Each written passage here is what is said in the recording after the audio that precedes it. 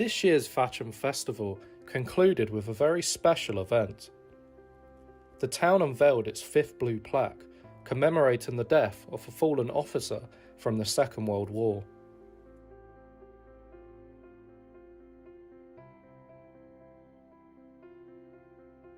Lieutenant Colonel Vernon Watkins Urquhart served as the first commander of the Thatcham Ordnance Depot, where he was tragically killed during a German bombing raid.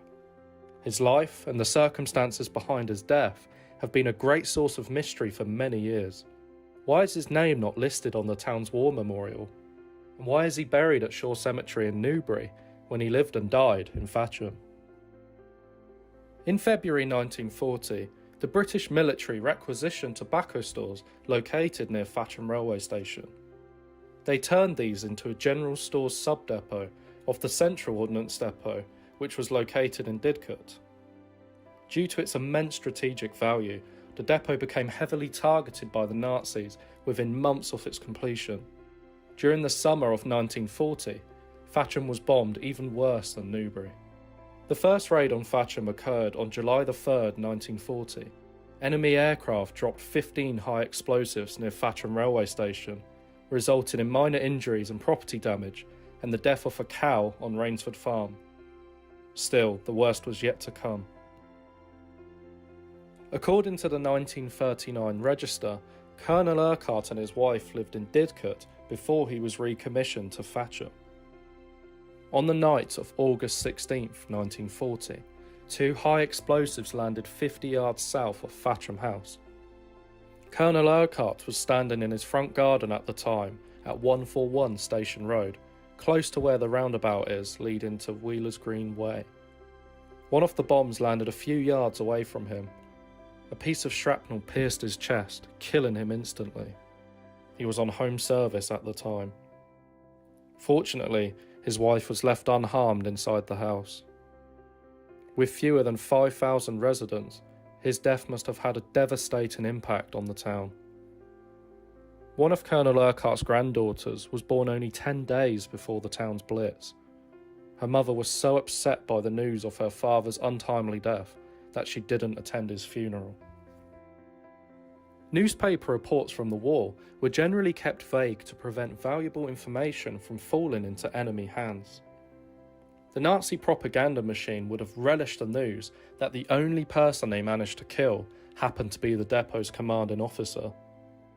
A Newbury Weekly News report from December 5th, 1974, claims that a fragment of the bomb which killed Colonel Urquhart was kept and displayed inside the depot. Newbury man Darren Pearce is among the thousands of military and civilian personnel who served at the Thatcham Army Depot. His uncle also served there in the Royal Observer Corps and was perhaps the last person to see Colonel Urquhart alive. His name was Joseph Waring, and he was with, I think it was the Observer Corps, and when the bombers come over, he realised he didn't have his binoculars. So he went back to his house, got his binoculars, and whilst he was in there, he heard this big explosion. When he came out, he saw that the colonel had been killed. Someone was looking down on him that day.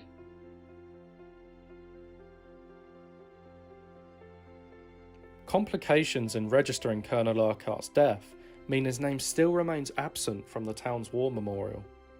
One theory to explain this is that the civilian authorities at the time assumed the military would organise this, and vice versa. Or an even simpler explanation is that mistakes were simply made during the chaos of war. Either way, very unusually, Colonel Urquhart was buried without a death certificate at Shore Cemetery. Nor does he have a Commonwealth war grave, as was his right. Colonel Urquhart served in France during the First World War from 1915 to 1918, for which he received a military cross. We know where he was born and we know when he was born because he resided in a boarding school at Christ Hospital in London, and they've got the records. So piecing together a life story has been very hard as a middle-ranking officer for the majority of his army service, because of course, as a man in service, he moves around a lot. And we've even got evidence of him being in America in the early part of his life, which very recently we believe we can link to his brother. His brother emigrated to Colorado about 2 years before Vernon Watkins ends up there as well. These previously unpublished photographs show Lieutenant Colonel Mike Turner and Major Ken Mullins of the Royal Army Ordnance Corps laying a wreath at Colonel Urquhart's grave. They did this to mark the 50th anniversary of Thatcham Depot's opening. But the staff chose to celebrate this event on the 50th anniversary of Colonel Urquhart's death instead, calling this Urquhart Day.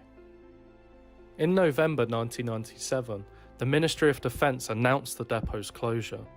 A farewell ceremony was held on December 13th, 1999. This was attended by a relative of Colonel Urquhart's named Patrick Criswell.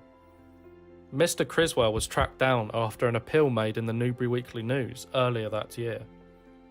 It was fitting that the depot's last commander, Lieutenant Colonel Bill Tonkin, should present a relative of the depot's first commander with a commemorative clock. The clock had been purchased by staff following Urquhart's death and stood in the foyer of the depot headquarters. Mr. Criswell's family connection to Urquhart is somewhat unclear.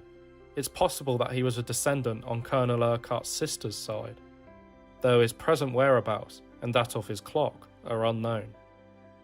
The depot ceased operations for good in March 2000.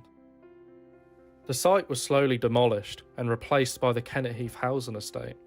With it faded the memory of Thatcham's only bombing fatality. Until receiving his blue plaque, the only physical reminder of Colonel Urquhart's existence was the main road running through this estate. Colonel Urquhart married twice and fathered 3 daughters. One of his descendants travelled from Norfolk to see the unveiling ceremony. Well, it's wonderful. I feel a sense of pride. It's a kind of rounding off, really, of his whole life, lots of which I didn't know about. And I didn't know the exact circumstances of his death. So it's been really wonderful and humbling to be here this morning at Thatcham and know that he's been revered here. Thanks to the Town Council's Heritage Working Party, Thatcham residents and the Newbury Weekly News, Colonel Urquhart's service and sacrifice have finally received proper recognition after 82 years.